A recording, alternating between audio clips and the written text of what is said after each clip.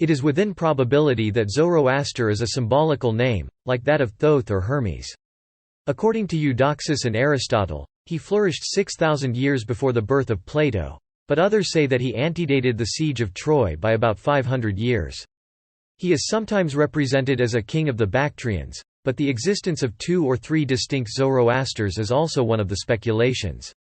Eudoxus and Aristotle alone would seem to have realized that his personality was magical, and this is why they have placed the Kabbalistic epic of an entire world between the birth of his doctrine and the theurgic reign of Platonic philosophy. As a fact, there are 2 Zoroasters, that is to say, 2 expounders of mysteries, one being the son of Ormuzd and the founder of an enlightened instruction, the other being the son of Ahriman and the author of a profanatory unveiling of truth. Zoroaster is the incarnate word of the Chaldeans, the Medes and the Persians. His legend reads like a prophecy concerning that of Christ, and hence it must be assumed that he had also his anti-Christ, in accordance with the magical law of universal equilibrium.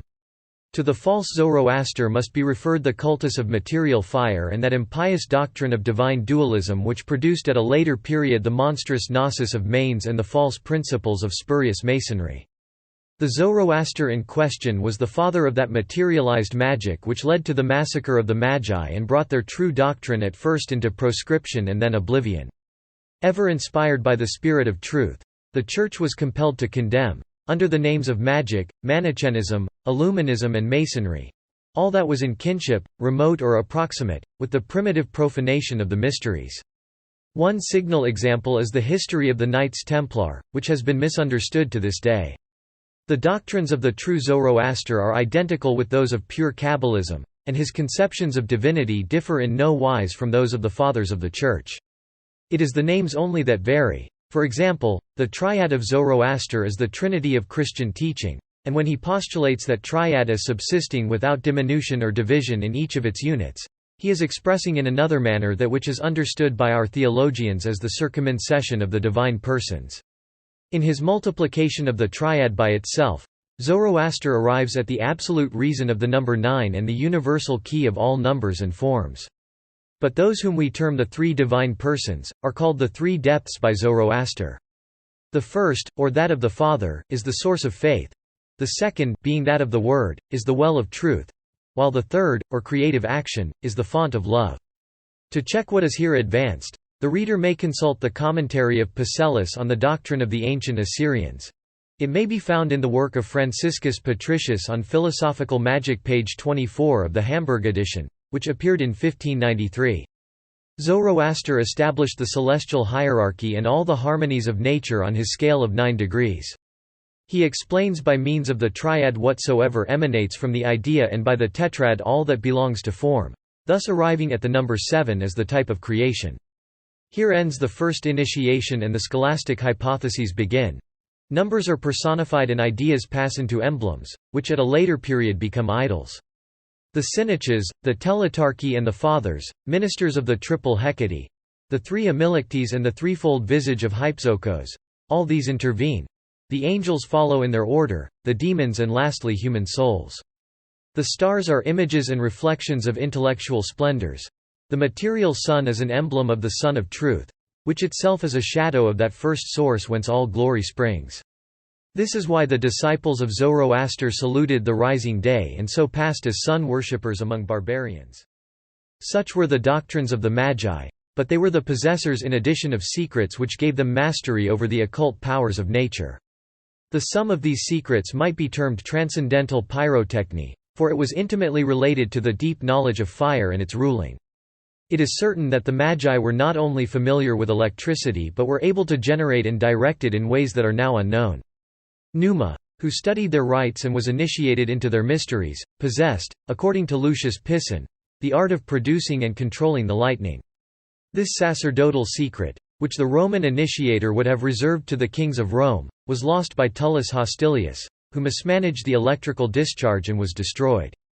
Pliny relates these facts on the authority of an ancient Etruscan tradition and mentions that Numa directed his battery with success against a monster named Volta, which was ravaging the district about Rome. In reading this story, one is almost tempted to think that Volta, the discoverer, is himself a myth and that the name of voltaic piles goes back to the days of Numa. All Assyrian symbols connect with this science of fire, which was the great secret of the Magi. On every side we meet with the enchanter who slays the lion and controls the serpents. That lion is the celestial fire, while the serpents are the electric and magnetic currents of the earth. To this same great secret of the Magi are referable all marvels of Hermetic magic, the extant traditions of which still bear witness that the mystery of the great work consists in the ruling of fire. The learned Patricius published in his Philosophical Magic the Oracles of Zoroaster, collected from the works of Platonic writers, from Proclus on Theurgy, from the commentaries on the Parmenides, commentaries of Hermias on the Phaedrus, and from the notes of Olympiodorus on the Philebos and Phaedon.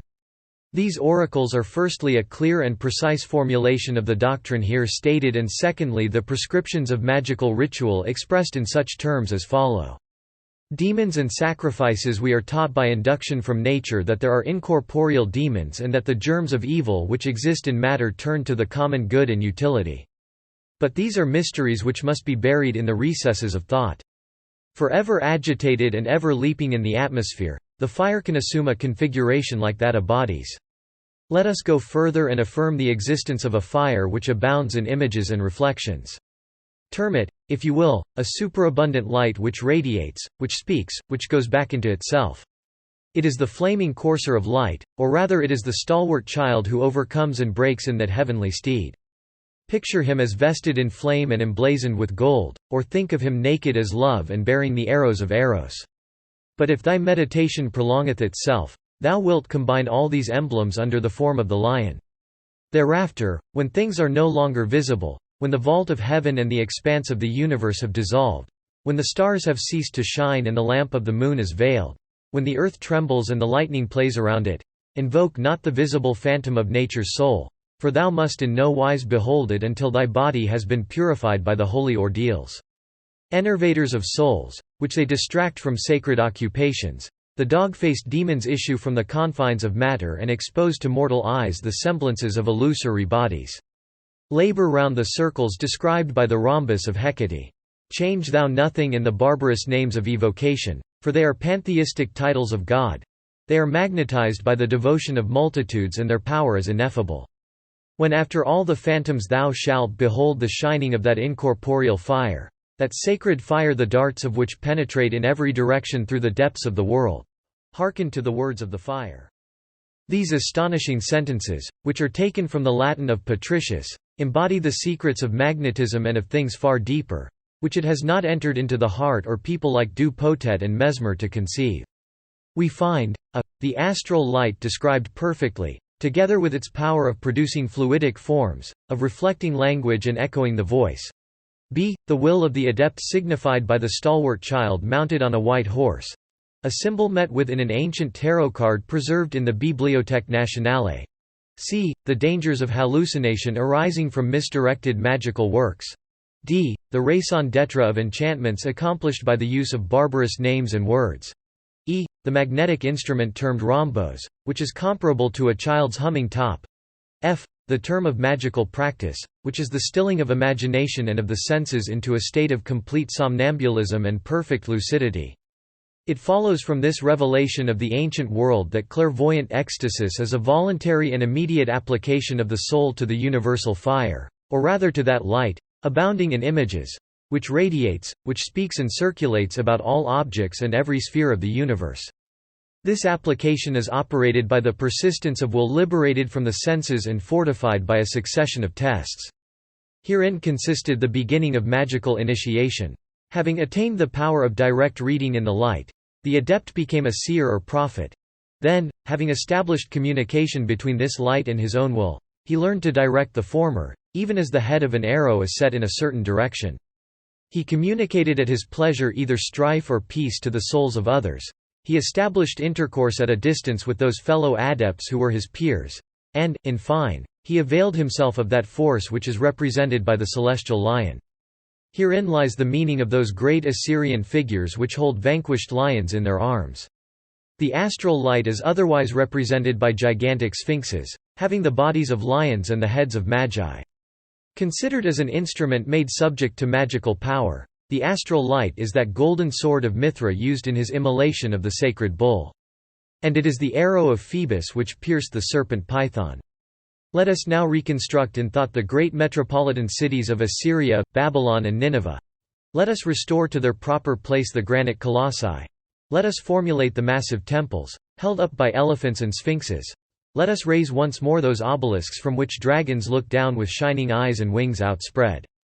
Temples and palaces tower above these wondrous piles. Forever concealed, but manifested also forever by the fact of their miracles, the priesthood and the royalty, like visible divinities of earth, abide therein. The temple is surrounded with clouds or glows with supernatural brilliance at the will of the priests. Now it is dark in the daylight and again the night is enlightened. The lamps of the temple spring of themselves into flame. The gods are radiant, the thunders roll. And woe to that impious person who may have invoked on his own head the malediction of initiates. The temples protect the palaces and the king's retainers do battle for the religion of the Magi. The monarch himself is sacred. He is a god on earth. The people lie prone as he passes, and the maniac who would attempt to cross the threshold of his palace falls dead immediately, by the intervention of an invisible hand, and without stroke of mace or sword. He is slain as if by the bolt, blasted by fire from heaven. What religion and what power! How mighty are the shadows of Nimrod, of Belus, of Semiramis! What can surpass these almost fabulous cities, where such mighty royalties were enthroned? These capitals of giants, capitals of magicians, of personalities identified by tradition with angels and still termed sons of God or princes of heaven. What mysteries have been put to sleep in these sepulchres of past nations? And are we better than children when we exalt our enlightenment and our progress, without recalling these startling memorials? In his work on magic, M. du Potet affirms, with a certain timidity, that it is possible to overwhelm a living being by a current of magnetic fluid. Magical power extends beyond this limit, but it is not confined within the measures of the putative magnetic fluid. The astral light as a whole, that element of electricity and of lightning, can be placed at the disposition of human will. What must be done, however, to acquire this formidable power? Zoroaster has just told us. We must know those mysterious laws of equilibrium which subjugate the very powers of evil to the empire of good. We must have purified our bodies by sacred trials, must have conquered the phantoms of hallucination and taken hold bodily of the light, imitating Jacob in his struggle with the angel. We must have vanquished those fantastic dogs which howl in the world of dreams. In a word, and to use the forcible expression of the oracle, we must have heard the light speak.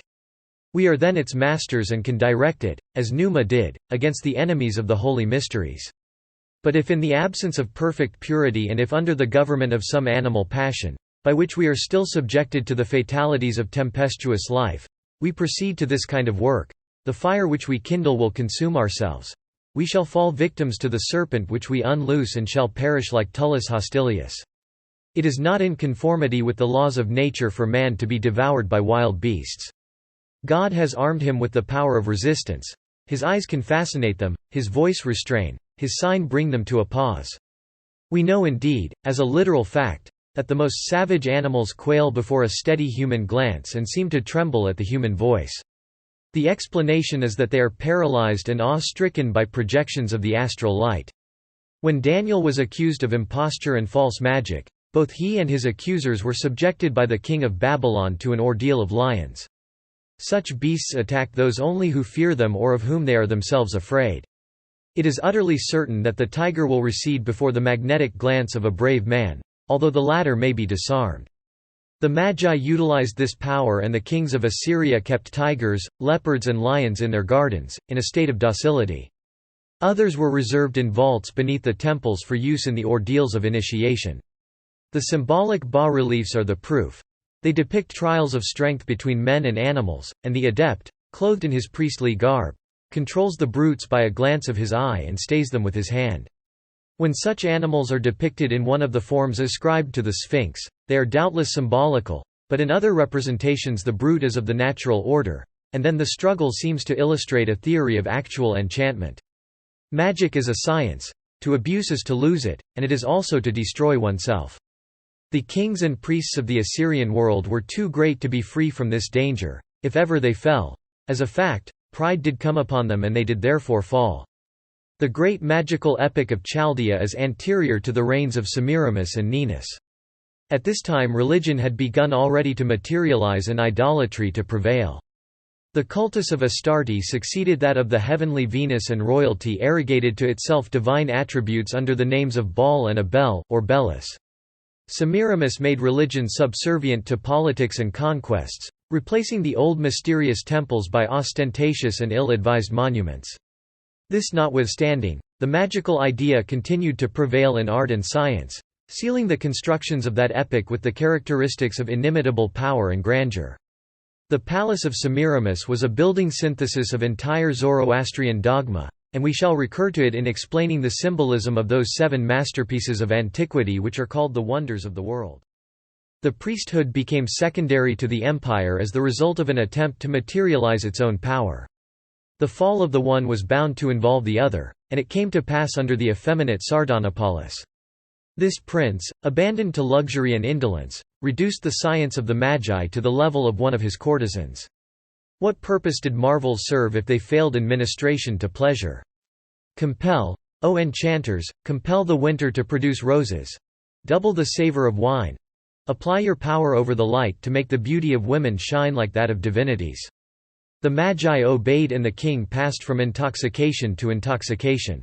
But it came about that war was declared and that the enemy was already on the march. That enemy might signify little to the Sybarite steeped in his pleasures. But it was ruin, it was infamy, it was death. Now Sardanapalus did not fear death, since for him it was an endless sleep, and he knew how to avoid the toils and humiliations of servitude. The last night came. The victor was already upon the threshold. The city could stand out no longer. The kingdom of Assyria must end on the morrow. The palace of Sardanapalus was illuminated and blazed with such splendor that it lightened all the consternated city. Amidst piles of precious stuffs, amidst jewels and golden vessels, the king held his final orgy. His women, his favorites, his accomplices, his degenerate priests surrounded him. The riot of drunkenness mingled with the music of 1,000 instruments. The tame lions roared. And a smoke of perfumes, going up from the vaults of the palace, enveloped the whole edifice in a heavy cloud. But tongues of fire began to penetrate the cedar paneling. The frenzied songs were replaced by cries of terror and groans of agony. The magic which, in the hands of its degraded adepts, could not safeguard the empire of Ninus, did at least mingle its marvels to emblazon the terrible memories of this titanic suicide. A vast and sinister splendor, such as the night of Babylon had never seen, seemed suddenly to set back and enlarge the vault of heaven. A noise, like all the thunders of the world pealing together, shook the earth, and the walls of the city collapsed. Thereafter a deeper night descended. The palace of Sardanapalus melted, and when the morrow came his conqueror found no trace of its riches, no trace even of the king's body and all his luxuries. So ended the first empire of Assyria, and the civilization founded of old by the true Zoroaster. Thus also ended magic, properly so called, and the reign of the Kabbalah began. Abraham on coming out from Chaldea carried its mysteries with him. The people of God increased in silence, and we shall meet before long with Daniel confounding the miserable enchanters of Nebuchadnezzar and Belshazzar.